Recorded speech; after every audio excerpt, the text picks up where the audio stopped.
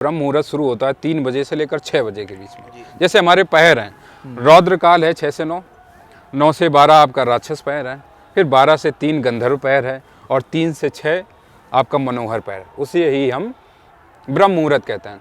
अगर एकांत में आप ध्यान कर रहे हैं तो इस समय ये घटनाएं घट सकती हैं कि बहुत सी ऐसी आत्माएं हैं जो इस निरीक्षण में रहती हैं कि ये कर क्या रहा है, जो आपको सहायता नहीं पहुंचा सकती किसी भी तरीके से, लेकिन वो निरीक्षण कर रहे हैं कि कर क्या रहा है। और इस संदर्भ में इस समय में ऐसा भी हो सकता है कि आपका जैसे एंड्रॉयड फ़ोन या आपका आईफोन कुछ भी हो, वो अचानक से उसका लॉक खुल जा रहा है, कुछ अजीब सी हरकतें शुरू हो जा रही हैं। नमस्कार दोस्तों, आज हमारे पॉडकास्ट के लिए हमने आमंत्रित किया है गुरु अगरबा जी को। मैं क्या आपका सही उच्चारण कर रहा हूँ? गुरु अगरबा? जी जी, अगरबा। अगरबा का क्या अर्थ हुआ? अगरबा का क्या अर्थ हुआ और ये नाम कहाँ से आया? जी जी जी जी। ये शुरुआत बनारस से होती है। बनारस में एक घाट है मणिकर्णिका, मणिकर्णिका, जहाँ दुनिया में सर्वाधिक जहाँ चिताएं जलती हैं। जी जी जी। तो ये शुरुआत वहाँ से होती है और वहीं से ये नाम पैदा हुआ। मैं मणिकर्णिका घाट पर बैठा हुआ था, काफ़ी बरस पीछे की बात है ये, और एक जवान सन्यासी मेरे सामने से आ रहा था। उसने देखकर मुझे मुस्कुराया और लगभग 2 सीढ़ी जैसे ये है, 2 सीढ़ी के बाद में गंगा शुरू होती है। ठीक है, आदिशक्ति माँ भगवती गंगा शुरू हो रही हैं, वहाँ से प्रभाव चल रहा है। तो ये जब दूसरी सीढ़ी पर पाँव रख रहा है और मेरी तरफ देख रहा है, इसी समय इसकी अंदर मृत्यु घटित होती है। ठीक है। और मृत्यु घट जाने के कारण इसका शरीर नीचे गिरता है। लोगों ने अवश्य ही उस समय को देखकर, उस व्यक्ति को देखकर समझा कि इस व्यक्ति की मौत नीचे गिरने से हुई है, लेकिन मैं देख रहा था कि उसकी मृत्यु पहले ही घट गई थी और मृत्यु घट जाने के कारण उसका शरीर नीचे गिर गया। 2 बूंद खून उसके सर से निकला और वो मर गया। ठीक है। उसी समय मृत्यु घट गई। ठीक है। घट गई, इसके बाद वो नीचे गिरा। अब 1 घंटा भी नहीं लगा, 1 घंटे में उसके जो सन्यासियों का जो ग्रुप है, उन लोगों के जो साथ में थे, उन्होंने 1 घंटे में ही उसको चिता पर लिटाया और शरीर को राख में बदल दिया। ठीक है। ये मणिकर्णिका की बात हो रही है। मणिकर्णिका घाट पे ये घटना घटित हुई। ठीक है। इस घटना ने मेरे अंदर बड़ा आंदोलन खड़ा किया। ठीक है। कि जिन चीज़ों के पीछे हम दौड़ रहे हैं, भाग रहे हैं, उसका परिणाम क्या है, शाश्वत है क्या? क्योंकि ये अभी शाश्वत ही था जो दिखाई पड़ रहा था, यही मैं सच समझ रहा था, यही वास्तविक स्थिति समझ रहा था, लेकिन ये सब धुआं हो गया, ये राख हो गया, जैसे इसका अस्तित्व है ही नहीं, खत्म हो चुका अब। तो उस समय भी आप ये साधु रूप में ही थे? नहीं नहीं नहीं। अच्छा। मैं बस किसी कारण से बाबा विश्वनाथ की तरफ गया हुआ था और अपना उसी मणिकर्णिका घाट पर ही ज़्यादा समय व्यतीत करता था। अच्छा लगता था मुझे, चिताओं के बीच में बहुत आनंद आता था। और वहीं ये घटना घटी जिसने मेरे अंदर एक आंदोलन खड़ा किया कि भौतिकता से परे, शरीर के परे कुछ भी है क्या जो शाश्वत हो, जो ना मिटे। क्योंकि ये इसके पास जो भी था वो तो मिट गया मेरे सामने, सब धुआं हुआ, सब राख में तब्दील हो गया। कुछ भी ऐसा है जो बचेगा, कुछ भी ऐसा जो शाश्वत रह जाएगा। और उस समय कुछ दिनों के बाद एक अनुभव, एक घटना जो मैं आपसे कहूँ, जो चिताएं जल रही हैं उसके संदर्भ में आपने शमशान घाटों में सुना होगा कि यही जीवन की वास्तविकता है, यही जीवन की असली सच्चाई है। लेकिन वास्तव में मैं आपसे कहूँ, ये कोई जीवन की वास्तविकता नहीं है, ये आपके अहंकार और बेहोशी के मिश्रण का परिणाम है। जो जीवन को जान लेता है वो मौत को जान लेता है, और जो मौत को जान लेता है वो जीवन मृत्यु के वर्तुल को तोड़कर संपूर्ण आज़ादी में लीन हो जाता है, ब्रह्म हो जाता है, वही मोक्ष है। लेकिन जिसे आप मौत समझ रहे हैं ना, ये जीवन की असली सच्चाई जिसे कह रहे हैं, ये कोई सच्चाई नहीं। जिसने जीवन जाना नहीं वो मरेगा कैसे? तो क्या ये पड़ाव है?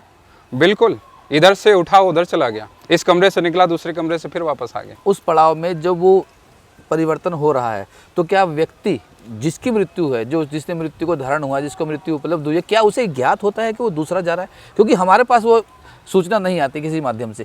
क्या उसे व्यक्तिगत रूप में पता होता है कि ऐसा हो रहा है? बिल्कुल, जब उससे शरीर छूटा है, ठीक है, कई बार ऐसा होता है कि शरीर छूटने से पहले उसको सूचना मिलती है कि छूटने वाला है, और जब छूट जाता है तो बड़ी कोशिशें, बड़े प्रयास होते हैं वापस शरीर में प्रवेश लेने के, और ये वासनाओं के कारण ये प्रयास पैदा होता है।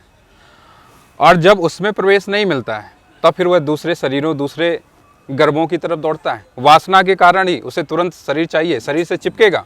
और मैं आपको वास्तविकता कहूँ 99% तो वासनाओं के कारण जब किसी की मृत्यु घट रही है तो 2 से 3 दिन के अंदर वह किसी न किसी गर्भ से चिपकेगा। ये 99% आत्माओं का मामला है, क्योंकि इतनी गहरी छटपटाहट है वासना के चलते, तो किसी न किसी गर्भ से वो चिपकेगा। ठीक है। और जैसे आपने एक प्रश्न उठाया था कि अगरबा कैसे, उसका नाम अगरबा मेरा नाम कैसे पड़ा, तो जो जैसे कि मैंने मृत्यु के बाबत जो आपसे बात कही कि जिन्हें आप मौत समझ रहे हैं वह कोई मौत नहीं, वह आपके अहंकार और बेहोशी का परिणाम है। जो एक्चुअल मौत है वो उसकी हो सकती है जिसने जीवन को जाना हो, और जिसने जीवन को जाना है वो मौत को जान लेता है। और क्या जान लेता है कि वह सदा से ही अगरबा है, अनबोर्न है, अजन्मा है। इसे और एक परिभाषा में आपसे कहूँ, भाषा में कहूँ तो हमारे यहाँ ब्राह्मण शब्द का इस्तेमाल किया गया, अयोनी शब्द का या द्विज शब्द का। द्विज का मतलब जो दूसरा जिसका जन्म हुआ उसे ही ब्राह्मण कहते हैं, जिसका दूसरा जन्म जिसने लिया है। ठीक है। और दूसरे जन्म का मतलब है कि वह व्यक्ति जान गया है कि वह सत्य सनातन है। ठीक है, चिर है, तो हम ये उसका कोई अंत नहीं है, ना तो वो कहीं से उपजा है और ना कभी उसका अंत होने वाला है। वो अगरबा है, सदा से ही अगरबा है। तो आप वो सिर्फ वस्त्र बदल रहा है। आप उस प्रोसेस से नहीं गुजरे जिससे गर्भ धारण होकर जन्म ले जाता है। हाँ, आप केवल अवतरित हुए हैं, एक तरह से कहा जा सकता है ये बात। प्रत्येक व्यक्ति इसी भांति है, बस उसे अपने होने का बोध नहीं है। और जिसे अपने होने का बोध है वह अगरबा ही है। प्रत्येक व्यक्ति अगरबा है, अनबोर्न है, अनबोर्न है, अनबोर्न मैन है प्रत्येक व्यक्ति।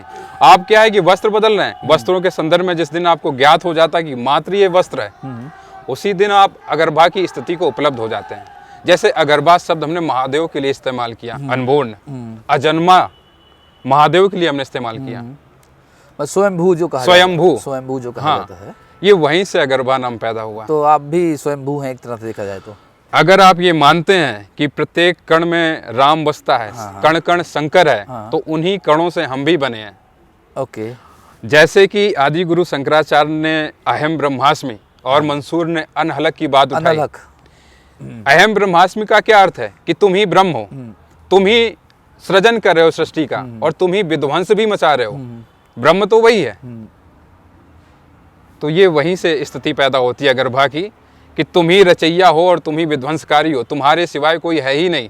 संपूर्ण जगत में परमात्मा व्याप्त है और परमात्मा में ही संपूर्ण जगत व्याप्त है। हम आपके इस पथ को क्या कह के संबोधित करें? यह कोई पथ कहने का संबोधन में फिट बैठेगा भी नहीं, क्योंकि यह तो एक आनंद है और आनंद कोई यात्रा नहीं है, ये बस एक स्थिति है। कहीं से तो आया होगा, कहाँ से आपने ये शुरू किया, कहाँ से आपके भीतर ये बीज अंकुरित हुआ? जैसा कि धर्म की परिभाषाएं आपसे बताई गई और किताबों ने जो गढ़ी, जो धारण करने योग्य है उसे धर्म बताया।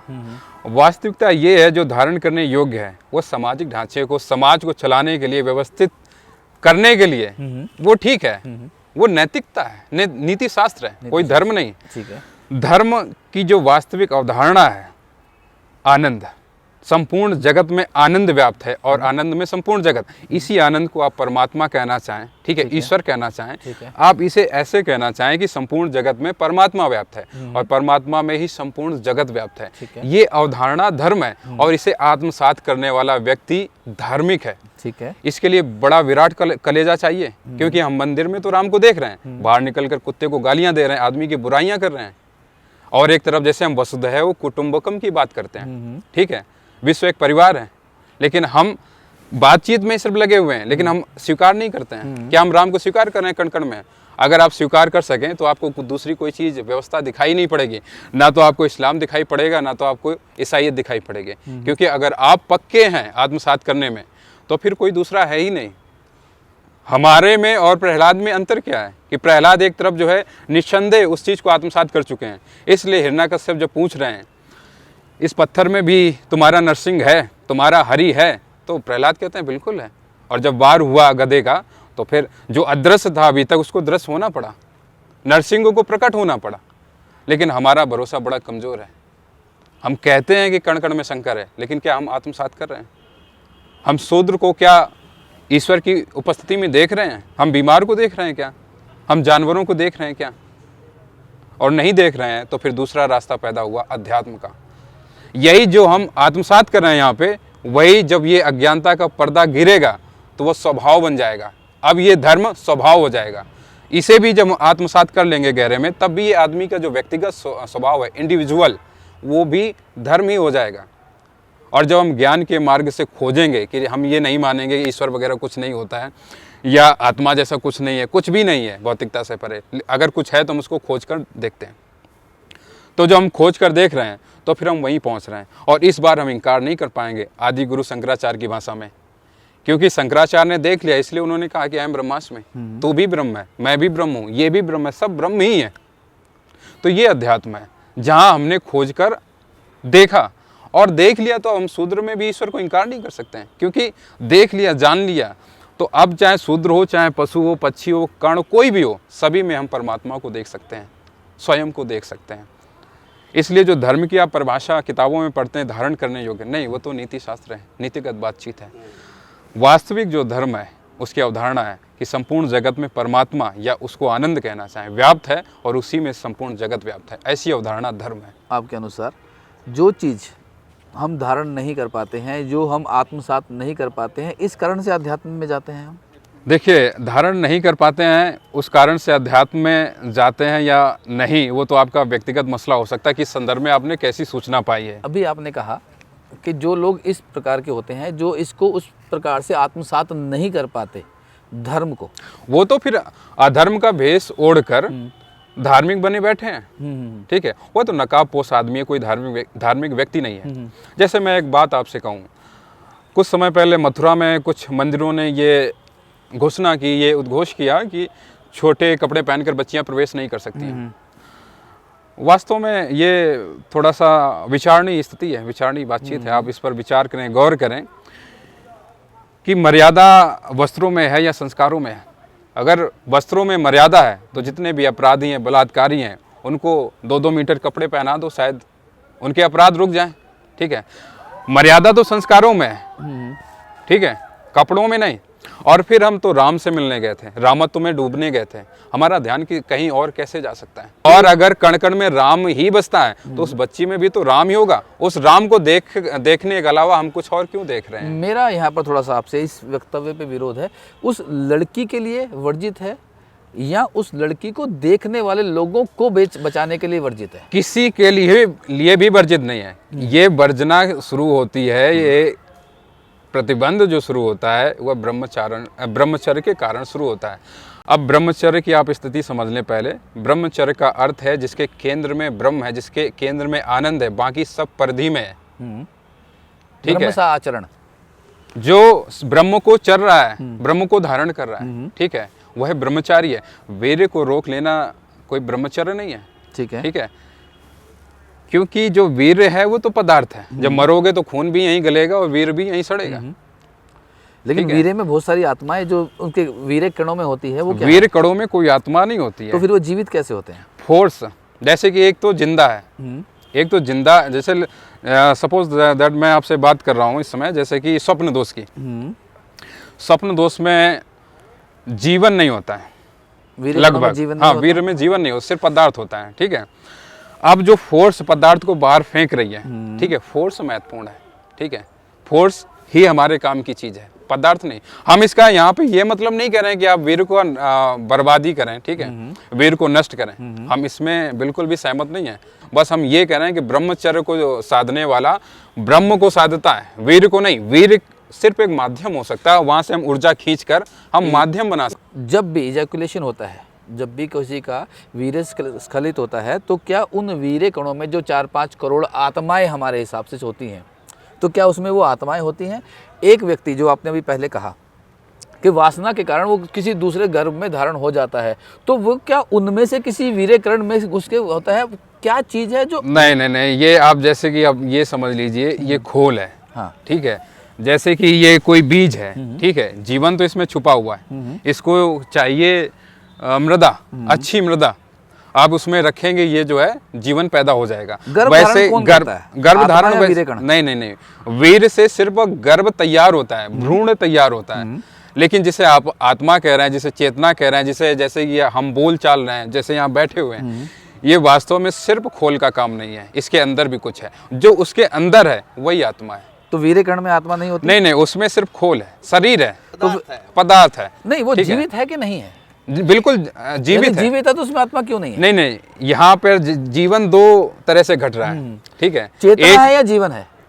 जीवन, अच्छा। मैं जीवन कह रहा हूँ इसे। ठीक है, यहाँ जीवन दो तरह से घट रहा है। जैसे अगर आपने विज्ञान में पढ़ा हुआ है कि हर क्षण कोशिकाएं बन रही हैं और बिगड़ रही हैं, मिट रही हैं, लाखों की संख्या में हर क्षण कोशिकाएं तैयार हो रही, नई कोशिकाएं, और पुरानी कोशिकाएं मर रही हैं। ठीक है, तो ये जो जीवन है ये तो क्षणभंगुर ये तो हमारा है, क्षणिक स्थूल शरीर है। ठीक है, ये जो भौतिक जीवन है, ये जीवन है, दो स्तरीय जीवन है। एक जो आपका जीवन है वो अनादि काल अंत है। ठीक है, अंत तक या आदि से अंत तक जो सफर है वो हमेशा मौजूद है, सत्य सनातन है। वो जो आपकी स्थिति है वही वो जो आत्मा है। ऊर्जा है हमारी, वही है, ऊर्जा कहो उसे, आत्मा को जो कहना चाहो वही है। लेकिन जो ये जीवन है, कोशिकाओं का जीवन है, ये तो मिटेगा, ये राख में बनेगा, राख बनेगा, और राख से फिर मृदा, और फिर मृदा में बहुत सी चीजें तो क्या उगती हैं। वीर्यकर्ण भी कोशिका है?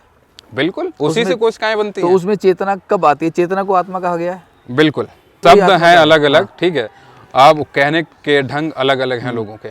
ठीक है, जो आप कहना चाहें, आत्मा कहना चाहें, कॉन्शियसनेस, चेतना, जो आप कहना चाहें उसको। जब वीर्य एक खोल तैयार कर रहे हैं, एक कपड़ा बुन रहे हैं, ठीक है, कोशिकाओं का एक कपड़ा, समझे, ये अंग क्या है ना, कोशिकाओं से बने हुए हैं। ठीक है, कोशिकाओं का एक कपड़ा गर्भ में तैयार हो गया, और जब कपड़ा पूरा हो गया, लगभग 3 महीने में कपड़ा पूरा हो गया, अब इसी 3 महीने में किसी न किसी आत्मा का प्रवेश होना है। कोई ना कोई आत्मा इसमें आकर्षित होगा। जिस तरह से आपने गर्भ धारण किया उसी तरह से आत्मा प्रवेश लेती गर्भ है। धारण के कितने समय बाद आत्मा चेतना प्रवेश करती है? लगभग 3 महीने में कोई भी आत्मा भ्रूण में प्रवेश कर जाती है। तो जो आत्मा वासना के कारण कोई धर्म गर्भ ढूंढ रही है, तो वो 3 महीने का तैयार गर्भ चाहिए उसे, जिसमें वो प्रवेश कर सके। उससे पहले क्या वो कोशिकाओं का एक सिर्फ एक बंडल है? वस्त्र है, बंडल है सिर्फ हाँ, कोशिका? एक जिंदा कपड़ा है। ठीक है, जिसे एक आत्मा पहनने वाली है। ठीक है। और जब भी कोई मर रहा है तो आप जैसे दिल्ली में है, तो दिल्ली में क्या हजारों लाखों गर्भ नहीं तैयार है उस समय? बिल्कुल है। ठीक है, तो किसी ना किसी गर्भ में वो प्रवेश कर लेता है। अभी आपने जैसे मृत्यु की बात बताई कि मृत्यु के तुरंत बाद आत्मा जो है वो शरीर ढूंढना शुरू कर देती है। पहले तो वो कोशिश करती है उस शरीर में अपने ही शरीर में प्रवेश लेने की। तो उसमें उसको क्या बाधा आती है कि नहीं जा पाती? अच्छा ठीक है, जैसे कि हम आपसे बता रहे हैं, एक नाभि और ब्रह्मरंध्र के बीच में एक मैग्नेटिक फील्ड है। जैसे आपने अनुभव साधु सन्यासियों के सुने होंगे, जैसे रामकृष्ण या विवेकानंद की आपने अनुभव सुने हो, पढ़े हो। ठीक है, तो वो कह रहे हैं कि जैसे हम शरीर के आउट ऑफ बॉडी जो उनका एक्सपीरियंस है, वो कह रहे हैं कि नाभि से एक सफ़ेद धागा निकला हुआ है, ठीक है, बाहर की तरफ, और उसी से वो यात्रा कर रहे हैं। उनकी जो वास्तविक स्थिति है वो इस मैग्नेटिक फील्ड से चिपकी हुई है। ठीक है, मैग्नेटिक फील्ड ही, जब तक ये मैग्नेटिक फील्ड आपकी तंदुरुस्त है, अच्छी है, तब तक ही आप शरीर में प्रवेश रख सकते हैं। लेकिन जब मैग्नेटिक फील्ड से आपका तादाद में टूट जाता है, फिर आपके लिए प्रवेश असंभव है। फिर भी तब भी प्रवेश हो सकता है। जैसे आपने बहुत से एंशियंट साधुओं के संदर्भ में सुना हो कि कोई मर गया है, तब भी उनके पास 2-3 घंटे का अवसर रहता था कि उसको वापस ले आए एक्सीडेंटल मौत में। ये वही कला है कि फिर से वो जो मैग्नेटिक फील्ड खराब हो गई है, फिर से उसको तंदुरुस्त कर देना, ठीक कर देना, ताकि जो गया है उसको फिर से उसमें शरीर में प्रवेश दिलवाया जा सके। क्या एक ही शरीर में 2 चेतनाएं हो सकती हैं? बिल्कुल हो सकती उसके है। पास आँख नहीं है, उसके पास कुछ नहीं है, उसके पास जो भी हमने अभी तक महसूस किया है वो अभी तक वहाँ नहीं होगा उसके पास।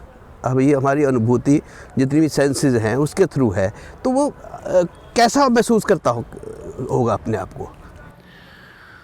अब जैसे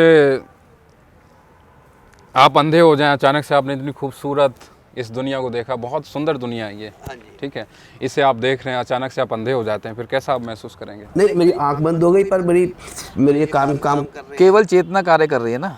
हाँ, तो वो चेतना का कोई महसूस करने का अपना ढंग होगा। चेतना का महसूस करने का कोई ढंग नहीं है।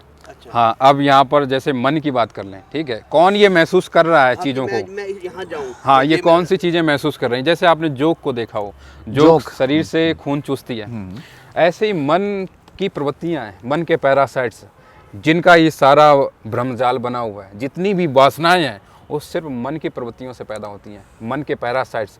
मन आपका दुश्मन नहीं है, अगर मन आप नष्ट कर देंगे तो फिर बुद्ध मनन कैसे करेंगे, कृष्ण गीता कैसे कहेंगे। मानसिक शरीर ये तो सच्चा मित्र है आपका, इसके बगैर आप कैसे कुछ, किसी के प्रश्न आप जैसे प्रश्न पूछ रहे हैं, मैं जवाब कैसे दूंगा अगर मेरे पास मानसिक शरीर नहीं होगा। मन ही नहीं। तो वास्तविक जो दुश्मन है वो मन के पैरासाइट्स हैं, मन की प्रवृत्तियाँ, इन्हीं के जी के जंजाल सारे ये रचे हुए जो माया, जिन चीज़ों को आप समझ रहे हैं, कह रहे हैं, ये सब मन की प्रवृत्तियों के खेल हैं।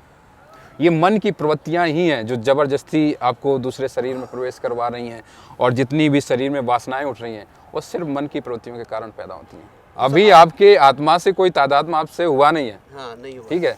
अभी जो खेल चल रहा है वो मन की प्रवृत्तियों का खेल है, आत्मा का भी कोई लेना देना नहीं है, कोई रोल नहीं है।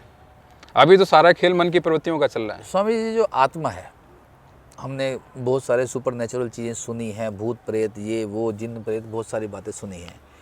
तो यदि एक मृत आत्मा, मृत शरीर में उसी की आत्मा प्रवेश नहीं कर सकती है, तो ऐसा कैसे हो जाता है कि एक ही शरीर में, सुना है कि इसमें 4 आत्माएं हैं, 5 आत्माएं हैं, 3 औरतों की हैं, जो भूत प्रेत की बाधाएं लोगों को होती है कि जिसमें 2 प्रेत है, जिसमें 4 प्रेत हैं। क्या वास्तविकता में ऐसा हो सकता है कि एक ही शरीर में बहुत सारी आत्माएं आ जाएं, बहुत सारी चेतनाएं आ जाएं?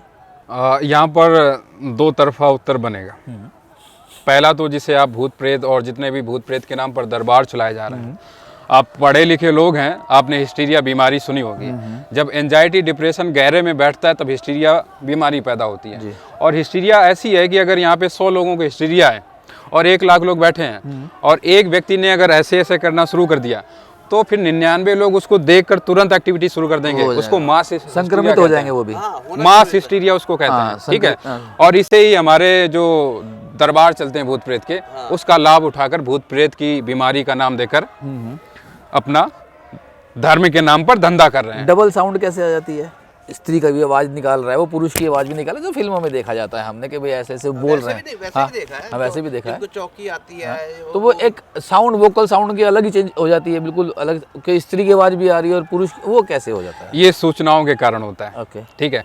जैसे मैं आपसे कहूँ, जैसे आप अगर ब्राह्मण घर में पैदा हुए हैं, आपके ऊपर अगर कोई आएगा, ठीक है, तो वो देवी देवता होंगे, हनुमान होंगे, कोई काली होंगे, कोई ना कोई आएगा। अब अगर आप महिला हैं, ब्राह्मण में भी हैं, क्षत्रिय में भी हैं या शूद्र में, तो फिर आपके ऊपर भूत प्रेत ही आने हैं। स्पेशल अगर शूद्र महिला है या पुरुष है तो उसमें भूत प्रेत ही आएगा, देवी देवता नहीं आएगा, ठीक है। अब ये सूचना के कारण होता है कि जैसे हमने सूचना के स्तर पर ये जानकारी इकट्ठा कर रखी, भूत प्रेत होता है तो कैसा कैसा होता है, ये हमने कहानियाँ पढ़ी, हमारे संस्कार में ये चीज़ें पड़ी हुई हैं, ठीक है। और जैसे हमें बताया जा रहा है कि ये भूत प्रेत है, तो हमारी एक्टिविटी, क्योंकि हमारा कोई होश ही नहीं है, हम यहाँ पे हैं तो उसका कोई बोध ही नहीं है, ठीक है, ठीक है। पूरा संचालन एंजाइटी डिप्रेशन के कारण किसी और पक्ष में चला गया है। आपने अभी हिस्टीरिया का नाम लिया, एक्चुअल में हिस्टीरिया को कैसे डिफाइन करें? क्या एक्चुअल परिभाषा है हिस्टीरिया की? हिस्टीरिया की परिभाषा जो है, जैसे कि शरीर का हिलना डुलना, ठीक है, अजीब सी बातचीत करना, आंखें इस तरीके से, या कुछ है वो, इसका आभास कराना आपको, ठीक है। हिस्टीरिया पुरुषों को भी हो सकता है? बिल्कुल, पुरुषों को होती है। अब हिस्टीरिया होती क्यों है? मैंने कहा जैसे एंजाइटी डिप्रेशन जब गहरे में बैठता है तब हिस्टीरिया पैदा होती है, और पुरुष में भी होती है, स्त्री में ज़्यादा होती है। उसका कारण है अटेंशन।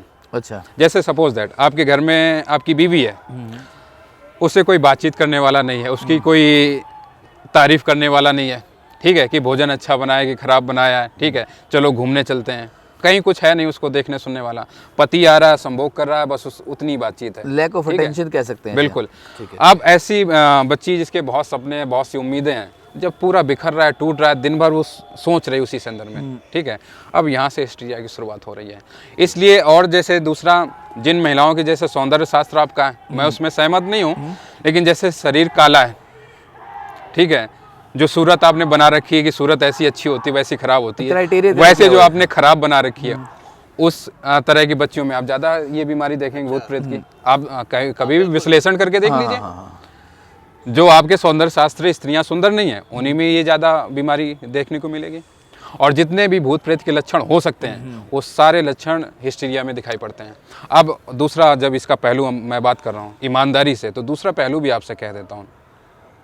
जैसे आप क्रिकेट खेलते हैं, ठीक है, क्रिकेट तो एक दिन में तो आप सचिन तेंदुलकर नहीं बन जाते हैं, आपको रोजाना अभ्यास करना पड़ता है। लंबे अभ्यास के बाद आप बेहतरीन कोई भी किसी भी फील्ड में आप बेहतरीन अभ्यास करते हैं तो उसके बाद उसमें आप बेहतर हो जाते हैं। तो वैसे जैसे मैंने बात करी कि वो पहली दफ़ा निकला है अपनी जानकारी के मुताबिक जी। ठीक है, शरीर के बाहर तादाद में कटा है, टूटा है, अब वो प्रवेश करने की बहुत प्रयास कर रहा है, लेकिन ये प्रयास लगातार चल रहे हैं, एक अभ्यास चल रहा है ठीक है। एक समय के बाद उसके अंदर ये काबिलियत, ये क्षमता, ये शक्ति पैदा हो जाती है कि वह किसी दूसरे शरीर पर हावी हो सके। वो आत्मा जो लेकिन एक बात मैं आपसे कह रहा हूँ कि पूरी दुनिया में अगर कोई भूत प्रेत या आत्माओं के द्वारा मृत्यु होती है तो मुश्किल से 4 से 5 मौत होगी ठीक है। ये लेकिन परसेंटेज है या काउंटिंग है? मैं वहाँ काउंटिंग की बात कर अच्छा, रहा हूँ। परसेंटेज नहीं है ये, ठीक है, काउंटिंग है, काउंटिंग हाँ। पूरी दुनिया में 4 से 5 मौत होगी।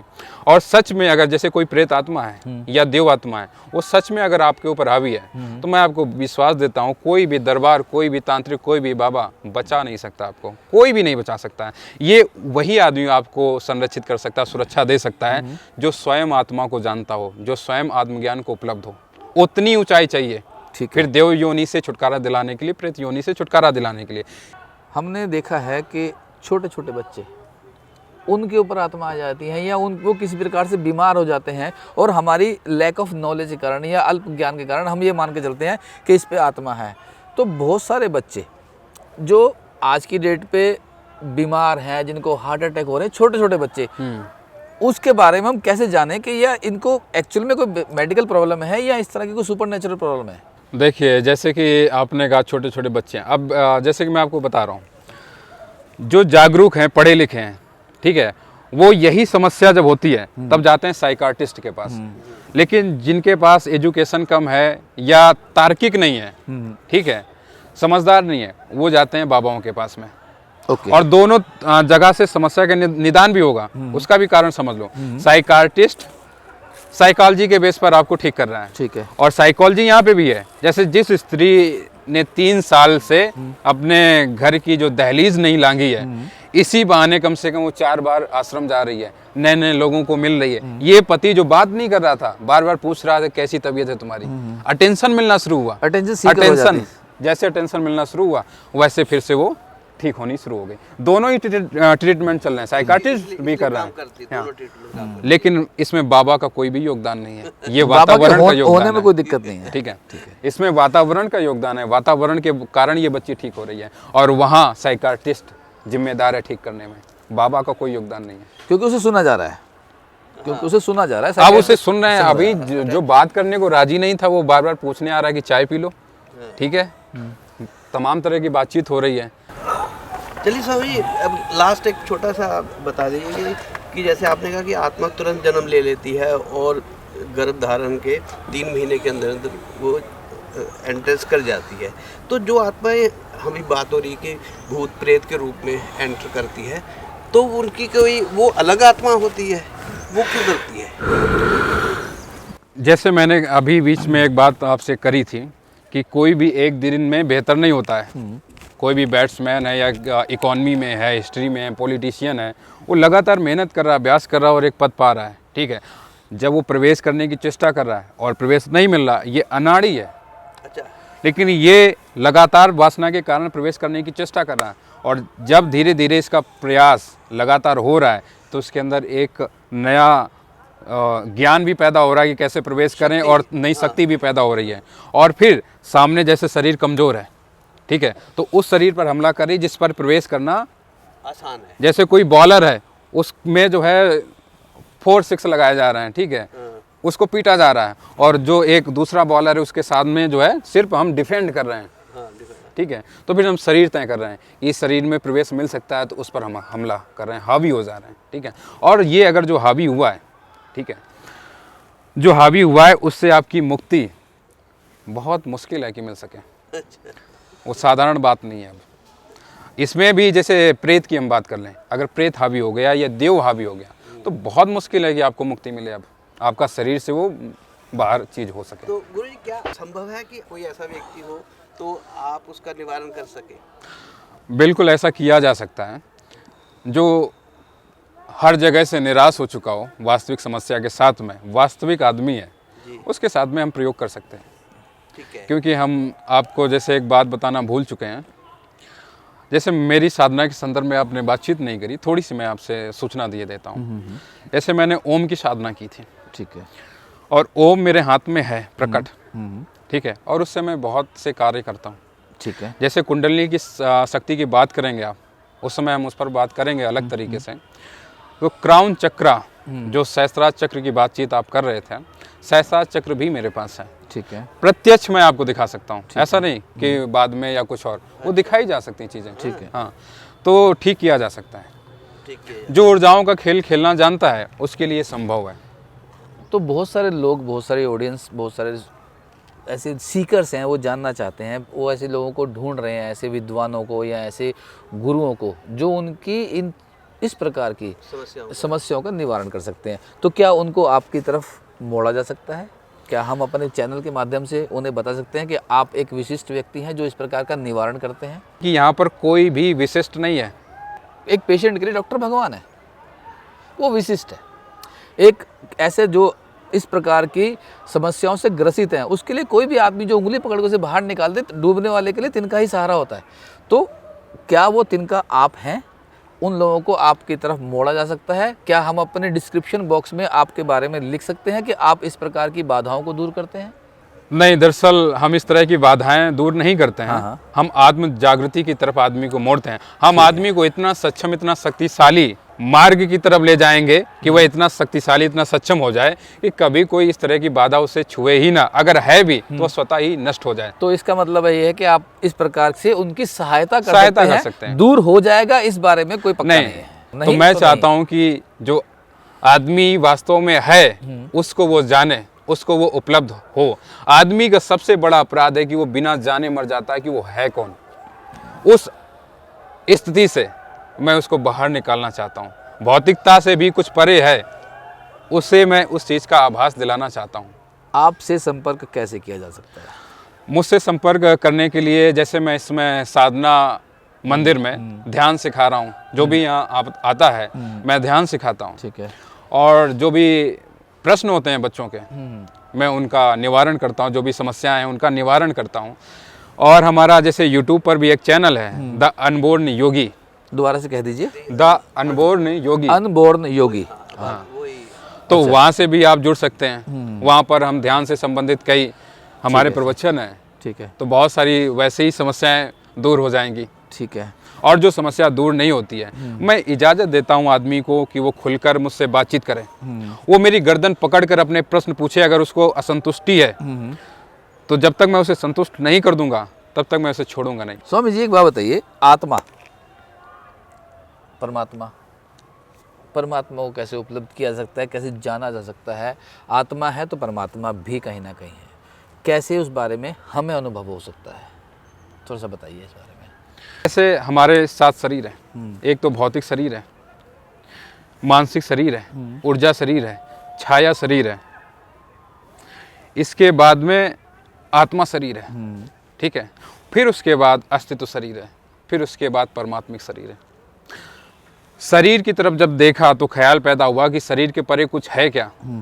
तो शरीर के परे क्या है तो पता चल रहा है, एक सीधी सी शॉर्ट बातचीत करें तो शरीर के परे हमें पता चला कि हम आत्मा हैं। फिर हम आत्मा का भी खंडन कर रहे हैं तो पता चल रहा है कि बस हूँ, आत्मा हूँ, क्योंकि मैं हूँ। लेकिन जब और उसका खंडन और गहराई में उतरे तो पता चला नहीं, ये सब जो है ना वो भी हूँ की अवधारणा शुरू हो जाती है। ठीक है। और ये यही अवधारणा जब एग्जिस्टेंशियल बॉडी में प्रवेश ले रही है, फिर और जब अस्तित्व परमात्मिक में प्रवेश ले रहा है, ठीक है, तो वहीं से आत्मा और परमात्मा का संबंध शुरू हो जाता है। जो आत्मज्ञान को उपलब्ध हो चुका है वह अवश्य परमात्मा को उपलब्ध हो जाता है।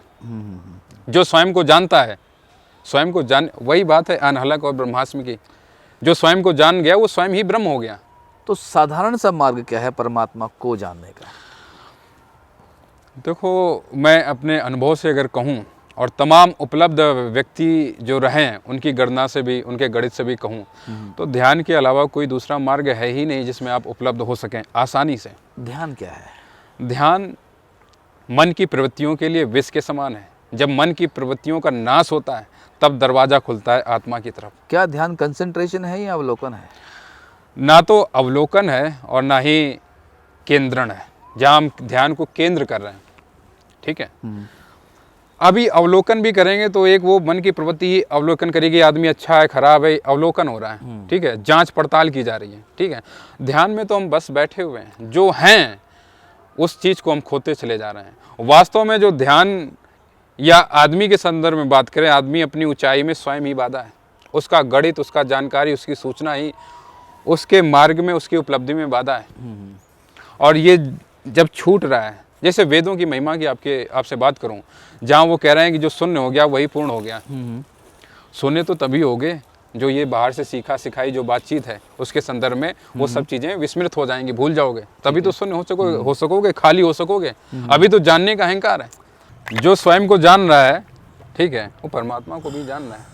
कुछ तो है सर्वोच्च जो बह रहा है आदमी में, लेकिन मैं पसंद नहीं करूंगा उसे किसी नाम के बंधन में बांधने में। मैं उसे ना तो जो भी आपका है मैं उसे नहीं कहना चाहता हूँ, नाम नहीं दे सकते, इंगित तो कर सकते हैं। बिल्कुल, कोई है जो परम सत्ता है, इंगित किया जाता है, बिल्कुल। और इंगित को और भी आपसे नाम। एक बात और आपसे कह देता हूँ, जब हम परम सत्ता की बात कर रहे हैं तो परमात्मा संपूर्ण आज़ादी में खिलता है।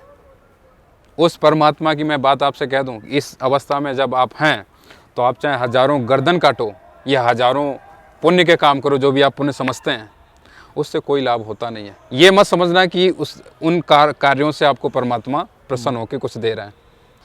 गर्दन काटोगे तब भी जो है वो तलवार उठाकर आपको नहीं मारने आएगा, और अगर आप कुछ कर रहे हैं बेहतरीन, ठीक है, तब भी वो आपको माला चढ़ाने नहीं आएगा। जब तक आपकी जागृति, जब तक आपका आईना सामने नहीं फूटेगा, तब तक उस तक पहुंच मुश्किल है। अपना अगर पहचान पत्र है तो फिर सीधा दरवाज़ा खुला है, आप प्रवेश कर सकते हैं उस तरफ जो है वास्तव में, क्योंकि अपना ही हमें अभी कुछ पता नहीं है, उसकी हम बात कैसे करें। तो नाम का बंधन उसे मैं नहीं देना चाहता हूँ। तो स्वामी जी, आप अपने तरफ से हमारी ऑडियंस के लिए, हमारे सब्सक्राइबर के लिए कुछ विशेष बात कहना चाहें जो आपको लगता है कि आपको कहनी चाहिए। जो मेरे मार्ग हैं वो ध्यान के मार्ग हैं, और ध्यान में उतरने वाले प्रत्येक व्यक्ति को शिव से मिलना ही पड़ता है। शिव विध्वंस का प्रतीक है, विध्वंस होता है ध्यान में, आपका मौत घटती है आपकी ध्यान में, वास्तव में आपकी नहीं, जो आपने संसार चारों तरफ खड़ा कर रखा है उसकी मौत घटती है। और जब ये खड़ा किया हुआ बेवजह की पहचान जो निर्मित करी है आपने, जब ये टूटती है, ये मरती है, आप जो वास्तव में हैं वह उपलब्ध होता है, उसे मैं शिवत्व कहता हूँ। अगर आप शिवत्व चाहते हैं, शिवत्व में डूबना चाह रहे हैं, स्वयंभू होना चाह रहे हैं, तो जरूर आपको ध्यान में उतरना चाहिए। और जैसा मैंने कहा कि मैं इस जगत में सबसे बड़ा अपराध उसे मानता हूँ कि आदमी बिना जाने मर जाता है कि वो कौन है। ध्यान में जाने से, ध्यान में प्रवेश करने से आपको अपनी पहचान मिल जाती है, फिर ये वर्तुल टूट जाता है, जन्म मौत का जो वर्तुल है उससे आपको आज़ादी मिल जाती है सदा सदा के लिए, आप सत्य सनातन में हो जाते हैं। गुरुजी, जैसे ध्यान को शुरू करता है तो बहुत लोग कहते हैं कि शुरुआत में ही आनंद आ गया ध्यान का, तो क्योंकि आप कह रहे हैं विध्वंस की जैसे बात करी, तो जो जिसको शुरुआत में मज़ा नहीं आया उसको अपना विध्वंस दिखाई दे रहा है, तो नेगेटिव है या पॉजिटिव है? और जी बिल्कुल, अब जैसे कि अब फिर से एक संबंध और यहाँ स्थापित हो रहा आत्माओं से संबंध में। अगर आप जैसे ब्रह्म मुहूर्त की आपने बात करी, तो ब्रह्म मुहूर्त शुरू होता है 3 बजे से लेकर 6 बजे के बीच में। जैसे हमारे पहर हैं, रौद्र काल है 6 से 9, 9 से 12 आपका राक्षस पहर है, फिर 12 से 3 गंधर्व पहर है, और 3 से 6 आपका मनोहर पहर, उसे ही हम ब्रह्म मुहूर्त कहते हैं। अगर एकांत में आप ध्यान कर रहे हैं तो इस समय ये घटनाएं घट सकती हैं कि बहुत सी ऐसी आत्माएं हैं जो इस निरीक्षण में रहती हैं कि ये कर क्या रहा है, जो आपको सहायता नहीं पहुंचा सकती किसी भी तरीके से, लेकिन वो निरीक्षण कर रहे हैं कि कर क्या रहा है। और इस संदर्भ में, इस समय में ऐसा भी हो सकता है कि आपका जैसे एंड्रॉयड फ़ोन या आपका आईफोन कुछ भी हो, वो अचानक से उसका लॉक खुल जा रहा है, कुछ अजीब सी हरकतें शुरू हो जा रही हैं। ये ताका झाकी है दृश्य आत्माओं की। ठीक उसी समय में कुछ और घटनाएं घटित होती हैं, वो सकारात्मक हैं, वो सहायक हैं। जैसे देवयोनियाँ हैं, यहाँ 27 तरह के लोग मौजूद हैं जो हर क्षण आपकी सहायता के लिए उपलब्ध हैं। मेरा कोई गुरु नहीं है, लेकिन फिर भी 27 तरह के यहाँ लोग मौजूद हैं जो आपकी सहायता करते हैं, आपको वहाँ तक ले जाते हैं। तो जब आप ध्यान कर रहे हैं और उनको लगता है कि वास्तव में इसके प्रयास संकल्प से भरे हुए हैं, ये मानेगा, करके ही मानेगा, तब फिर ऐसी आत्माएं आपकी सहायता के लिए किसी न किसी रूप में, किसी न किसी विधि से आप तक वो बातचीत पहुंचा देती हैं कि किस बात से आपको आगे बढ़ना है। इसलिए मैं आपसे कहता हूं, अगर आपका गुरु नहीं है तो छोड़ दो उसके ऊपर।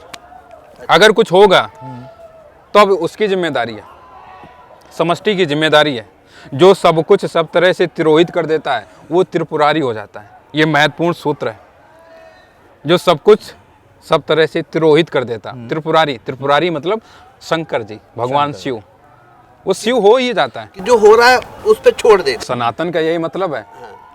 सुख है या दुख है, जैसा भी है उसको स्वीकार करके अपनी मौज में अभी आप आदिशक्ति गंगा को देख लो, इसकी नियति है समुद्र से मिलना और हमारी नियति है परमात्मा से मिलना। आज नहीं तो कल मिलेंगे, लेकिन कल मिलेंगे, हो सकता वो कल लाखों बरस के बाद आए, करोड़ों बरस बाद आए, लेकिन वो जब परम आनंद आज मिल सकता है, इसी समय में वर्तमान में घट सकता है, तो क्यों ना वो परम आनंद हम स्वीकार करें, ग्रहण करें, उसकी खोज में लगें।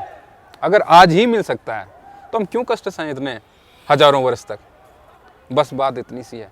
वो तो नियति है, प्रत्येक आदमी की नियति है, वो तो मिलेगा परमात्मा से, आज नहीं तो कल मिलेगा। जैसे बुद्ध की नियति है कि बुद्ध भी आगे चलकर उपलब्ध हुए, वैसे ही हर आदमी की नियति है कि वह उपलब्ध होगा, आत्मा परमात्मा से मिलेगी ही मिलेगी, आज नहीं तो कल। लेकिन इतने कष्ट क्यों सहन करना जो आज घटना घट सकती है। गुरुजी, जो इस मार्ग पर अग्रसर होना चाहते हैं, ध्यान मार्ग पर, तो उनको शुरुआत में कोई एक ऐसी विधि है, कोई ऐसी जगह, कोई ऐसी तरीका बता सकते हैं ताकि वो इस बात में एक अपना कम से कम फर्स्ट स्टेप तो रख सके? जैसे कि 84 आसन है और ध्यान की 112 विधियां हैं, और ये विधियां भगवान शिव से आती हैं। ठीक है जी। विज्ञान भैरव तंत्र में भगवान शंकर से ये विधियां पैदा हो रही हैं। कोई भी विधि आप अपना लीजिए और कोई भी आसन जिसमें आप आराम से बैठ सकें, और जिस आसन में बैठ रहे हैं एक विशेष ख्याल रखें, जिस आसन में बैठ रहे हैं वो आसन किसी को ना छूने दें। वो कपड़ा, ये वो बहुत आसन जरूरी जो है। अच्छा।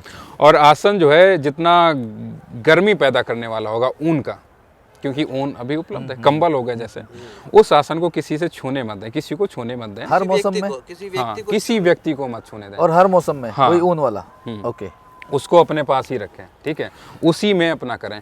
और जैसे कि अगर एक दिन आपने सुबह किया है 4 बजे, करना क्या है, शुरुआत क्या है, विधि क्या है? हाँ, विधि वही कह रहा हूँ कि 84 आसन में से जिस आसन में आपको सरलता महसूस हो, शरीर को सरलता, अत्याचार नहीं करना शरीर में, किसी दासन लगाना आता नहीं, पद्मासन लगाना आता नहीं, जबरदस्ती कर रहे हैं, जबरदस्ती नहीं करना। तो सहज आसन, ठीक है, सहज आसन है, ठीक है, हम उसमें बैठ लेंगे। 84 आसन इसीलिए हमारे साधुओं ने दिए कि किसी ना किसी में तो बैठोगे, बैठना है, कुछ नहीं ठीक है। फिर ध्यान की 112 विधियां, ठीक है। कोई आज्ञा चक्र पर ध्यान दे रहा है। ध्यान का मतलब जैसे अंतःत्राटक और बाह्यत्राटक। बाह्यत्राटक में जैसे ये कैमरा है, ठीक है, हम इस पे फोकस कर रहे हैं, ध्यान कर रहे हैं, तो ये बाह्यत्राटक है, उसके द्वारा हम ध्यान की तरफ बढ़ रहे हैं। ध्यान घटना है, उपलब्धि है, रिजल्ट है, ठीक है। बाकी जितने भी हम चीजें करेंगे वो विधियां हो जाएंगी। जिस दिन हमको ध्यान उपलब्ध होगा, घटेगा, उसी दिन हम संपूर्ण हो जाएंगे। उसी दिन गौतम हटेगा, बुद्ध उपलब्ध हो जाएगा। भगवान जो बुद्ध हैं, गौतम उस पूर्णमासी के दिन जब वो उपलब्ध हो रहे हैं, तो गौतम उस दिन हट जा रहे हैं और भगवान बुद्ध उपलब्ध हो गए। या तो हम बाह्यत्राटक कर रहे हैं, किसी बाहर के बिंदु पर फोकस कर रहे हैं, आग किसी भी चीज विषय वस्तु पर हम बाहर फोकस कर रहे हैं, वो बाह्यत्राटक है। या अंतःत्राटक कर रहे हैं, विपश्यना कर रहे हैं, सांस पर ध्यान दे रहे हैं, ठीक है। हम आज्ञा चक्र पर फोकस कर रहे हैं, तो हम यहाँ पर भ्रुकुटी के मध्य में भूमध्य रेखा पर हम फोकस कर रहे हैं, अजना पर फोकस कर रहे हैं, हम मूलाधार पर फोकस कर रहे हैं। अलग अलग विधियां जो आपको उचित लगे। और मैं आपसे कहता हूँ एक बहुत सहज और सरल विधि कि आप सिर्फ अपनी रीढ़ की हड्डी सीधा करके बैठें और जिस आसन में बैठना चाहो उस आसन में बैठो। कुछ दिन सिर्फ रीढ़ की हड्डी सीधा करके बैठो। और कोई भी विधि अगर ना भी अपनानी हो तब भी वेदों की महिमा अनुपाय, कोई है कि हमको कोई विधि करनी ही नहीं, फिर भी भगवान को जानना है, फिर भी अपने को जानना है, तो फिर वेदों ने बड़ी खूबसूरत सी एक महिमा की अनुपाय हो जाओ। कुछ मत कर, कुछ मत कर, फिर भी तुझे मिलेगा। सिटिंग आइडल तो सिर्फ फिर रीढ़ की हड्डी सीधी करके आप बैठो, कुछ मत करो, बाकी जो होना है वो अपने आप ही हो जाएगा।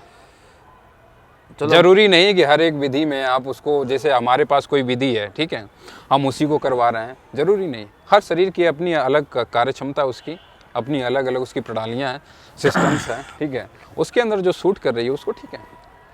और इस दौरान जैसे विचार बहुत आते हैं ध्यान में बैठने पर, ठीक है, तो उसके लिए एक बड़ी अच्छी सी मैं आपको सलाह दूं, जैसे हम रेलवे स्टेशन पर बैठे हुए हैं और हज़ारों की संख्या में रेलगाड़ियां आ रही हैं जा रही हैं, लेकिन कोई भी रेलगाड़ी ज़बरदस्ती आपको अपने अंदर नहीं खींच रही है। आप तय करेंगे कि मुझे आगरा जाना है या दिल्ली जाना है, साउथ जाना है, समझ रहे हैं। वैसे ही मानसिक प्रवृत्तियों के कारण हज़ारों की संख्या में विचार विस्फोट कर रहे हैं। विचार आपको शामिल नहीं करते हैं, आप खुद ही उनमें इन्वॉल्व हो जाते हैं, रस लेना शुरू कर देते हैं। और जब रस लेना शुरू कर देते हैं तो फिर वो घुमाता रहता है। हज़ारों की संख्या में विस्फोट कर रहा है, विचार, हर विचार आ रहा है वो आपको पकड़ ले रहा है। जैसे रेलगाड़ी आपको नहीं खींच रही है, वैसे विचार नहीं खींच रहा, आप खुद ही इन्वॉल्व हो रहे हैं। और जब इन्वॉल्व खुद ही हो रहे हो तो खुद उससे बचा जा सकता है। जो भी ये विचार आ रहा है कि ठीक है, हम तय करते हैं, मुस्कुरा देते हैं, चलो रुको अभी ध्यान कर रहा हूँ। हम तो यहाँ बैठ के भोजन भी नहीं करते हैं, भोजन कर रहे हैं लेकिन मार्केट में घूम रहे हैं। जिसमें बोध नहीं, जिसमें बेहोशी है, जिसमें बोध है, ठीक है, होश है, वो साधु है। आप शादीशुदा हैं, आपके बच्चे हैं, बहुत अच्छी बात है, आप साधु हो सकते हैं। अगर बोध के साथ में जी रहे हैं, ध्यान के साथ जी रहे हैं, भोजन का मतलब सिर्फ भोजन कर रहे हैं और यहाँ मुझसे बातचीत कर रहे हैं, तो सिर्फ बातचीत हो रही है इस समय, दूसरा कोई ख्याल नहीं आ रहा है, तो आप ध्यानी हैं, आप साधु हैं। तो दोस्तों, आपको ये एक एक्सपेरिमेंट था हमारा कि पॉडकास्ट सिर्फ बंद कमरे में ना होकर एक नेचर के बीच में हो। आवाज़ें भी आ रही है, कोई बात नहीं, स्टूडियो वाली वॉइस नहीं भी है, शोर भी आ रहा है। ये शोर भी अपने आप में आपको संगीत की तरह ही दिखाई देगा, क्योंकि पीछे आपको जय भोले की सुनाई दे रही है, गंगा दिखाई दे रही है। तो आपको ये पॉडकास्ट ध्यान से देखिएगा कि इस वाले पॉडकास्ट में कुछ अगर इंटरेस्टिंग या कुछ अच्छा लगता है तो अपने कमेंट्स में जरूर बताइएगा। तो हम इसी को आगे रेगुलर करेंगे, बंद कमरे में भी करेंगे, पर इन प्रतिभाओं को, ये वहाँ हम बड़ा मुश्किल था इन तक पहुँचना, तो हाँ, इसलिए हम यहाँ पहुँचकर ही इन प्रतिभाओं का जो ज्ञान है वो समाज में और आप तक पहुँचाएंगे।